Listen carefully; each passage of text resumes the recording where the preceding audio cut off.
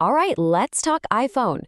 You know how it is. Every single year a new one drops, and sometimes you're left wondering, what's really new? Is it just a tiny little bump, or is this something big?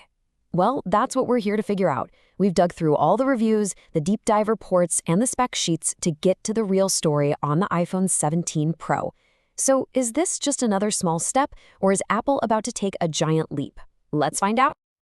So here's the game plan. First, we're going to look at the whole new lineup, which is different. Then we'll get into the design changes, that awesome new display, the powerhouse A19 Pro chip inside, and what's going on with the cameras. And at the end, we'll answer the big one. Is this really a major leap forward? All right, let's get right into it. The first thing we've got to talk about with the iPhone 17, it's not actually a feature, it's the lineup. Apple has completely changed up its strategy for 2025, and honestly, it tells us a lot about where they think the market is headed. I mean, for years, you knew the drill, right? You had your standard iPhone, the Pro Max, and the Plus model. Well, Apple's decided to shake things up.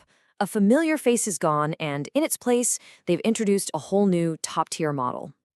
So, take a look at the new family. The Plus model? Gone. Apparently, it just wasn't selling, making up only like 5 to 10% of shipments. But get this, replacing it at the very top of the food chain is this new Slim model. And it's not a direct replacement, it's a whole new ultra-premium tier. This is a pretty clear sign that Apple is pushing even further into that luxury space. It's going to be really interesting to see how people react to that price point. Okay, so that's the lineup. Now let's talk about the phone you'll actually hold in your hand. You know, Apple's all about materials, right? That switch to titanium a few years back was a massive deal. Well, hold on, because they're changing it up again. With the 17 Pro, they're actually taking a step back. Yep, you heard that right. After just a couple of years, titanium is out and aluminum is back for the Pro models. Now you might be thinking, oh, they're just trying to save a buck, but that's not the whole story. The word is, this is a direct response to some of the overheating issues they've had. This new aluminum unibody design, it's all about getting rid of heat and keeping the phone from getting too hot when you're really pushing it. And the design tweaks don't stop there. Just look at these new colors. We've got this amazing cosmic orange and a really deep, rich blue. But here's the thing. For the first time, there is no black or space gray or anything like that for the Pro model. That is a pretty bold move. On the front, the glass is now Ceramic Shield 2, which supposedly has 3 times better scratch resistance, which is great. And yeah, it's a little bit bigger and heavier, but they've rounded off the edges more, and pretty much everyone says it just feels way more comfortable to hold. All right, let's move on to what might be the single biggest, most noticeable upgrade of them all, something you'll see every single time you pick up the phone. I'm talking about the display. Apple has gone all out here, and it's not just about making it brighter, it's about making it a whole lot smarter, too. Just look at this number. 3,000 nits. That is the new peak outdoor brightness, and it is absolutely insane. To put that into perspective for you, one reviewer was talking about being out at a drag strip on a super hot 90-degree day, and the screen just stayed perfectly bright, totally readable, no dimming whatsoever. That is a total game changer for trying to use your phone in bright sunlight. And then there's this new feature called PWM smoothing. Okay, quick tech lesson. OLED screens, they don't just get dimmer. They actually flicker on and off super, super fast to control brightness. It's called pulse width modulation, or PWM. Now, you can't consciously see it, but for maybe 1 out of every 10 people, that flickering can cause some serious eye strain, maybe even headaches. So what's the simple benefit of all this tech? Well, it's all about reducing eye strain when the brightness is low. If you're one of those people who's sensitive to that flicker, you can just go into the settings, turn on PWM smoothing, and the phone totally changes how it dims the screen. It cuts that flicker way down. This is a huge, huge deal for eye comfort, especially if you're, scrolling in a dark room at night. Okay, time to look under the hood. What's powering all this stuff? Well, we've got the new A19 Pro chip, which is an absolute monster. And it's not just the chip. It's backed up by more RAM and a much smarter cooling system. The result is performance that isn't just a number on a page, it's something you can actually feel. So here are the guts of the thing. You've got that A19 Pro chip, obviously. The Pro models get a big jump, up to 12 gigs of RAM. And check this out, the Pro Max gets its own special cooling system with a vapor chamber and graphite sheets.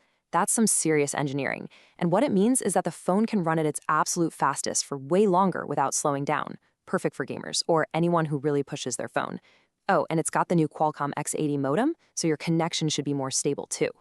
But here's what all that hardware actually gets you. Look at these GPU scores. The 16 Pro Max was already fast, right? Scored about 31,000, while the 17 Pro Max hits over 45,000. That is a massive jump in graphics power. And that's exactly why everyone who's used it says the whole phone, from just scrolling through menus to intense gaming, feels ridiculously smooth. And of course, to power all that performance, the Pro Max needs a big battery. And it got one. We're talking just over 5,000 milliamp hours. What does that mean in the real world? It means you can go hard all day long and still have juice left over. Apple's official number is an insane 39 hours of video playback. That is a big, big improvement. And when you finally do run low, charging is way faster. For the first time in forever, it feels like Apple has boosted the wire charging speed up to 40 watts. That means you can go from dead to 50% in just 20 minutes. 20! That is a huge quality of life win right there. Okay, let's get to the main event for a lot of people, the cameras. This is where things get really, really interesting. Apple has changed a ton of stuff this year, both with the hardware and the software. But the question is, does it all add up to a camera system that really deserves that Pro name? Let's break it down. Let's start with the bottom line from the experts. The folks at DXOMARK, who are basically the gold standard for testing cameras, gave the iPhone 17 Pro an overall score of 168. Now, if you follow this stuff, you know that a score that high is a very big deal. It instantly puts this phone right at the top, shoulder to shoulder with the best of the best. And don't just take my word for it. Here's a direct quote from their review. They point to noticeable improvements over last year's model and say it secures a spot among the best. They called it a top contender with best-in-class video and amazing zoom. So yeah, the bar is set pretty high. So how in the world did they pull that off? It's all thanks to this new system Apple is calling Pro Fusion, and it is really clever. Okay, step one. For the first time ever, all three cameras on the back, the wide, the ultra-wide, and the telephoto, are all 48-megapixel sensors. That alone is a massive upgrade. Step two, the telephoto lens is now a true 4x zoom, which gives you some serious reach. But here's the magic trick. Because that 4x telephoto sensor has so many pixels, the phone can just crop into the middle of it to give you a perfect optical quality 8x zoom. The software stitches all of this together seamlessly. It's exactly like Apple says. It's like having 8 Pro lenses right in your pocket. So, we've covered a lot of ground, right? The new lineup, the aluminum design, that super bright display, the beastly performance, and that incredible camera system. We've seen some seriously impressive stuff. But let's circle back to our original question. Is this all enough to call it a major leap for the iPhone? Let's put it all together and figure it out. You know, when you stack it all up like this, the case for this being a major leap is pretty compelling. The display?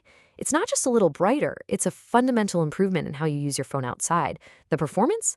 That massive GPU jump means a level of smoothness you can literally feel every time you touch it. The camera?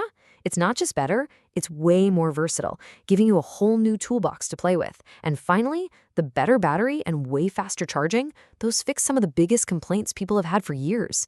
It's just a more reliable, more convenient phone. And that brings us to one last big idea to chew on. The tech inside the iPhone 17 Pro is, without a doubt, incredible. But when you think about them dropping the Plus and adding this ultra-premium slim model, it makes you wonder, is Apple's biggest innovation this year the technology, or is it the strategy behind it all? Something to think about.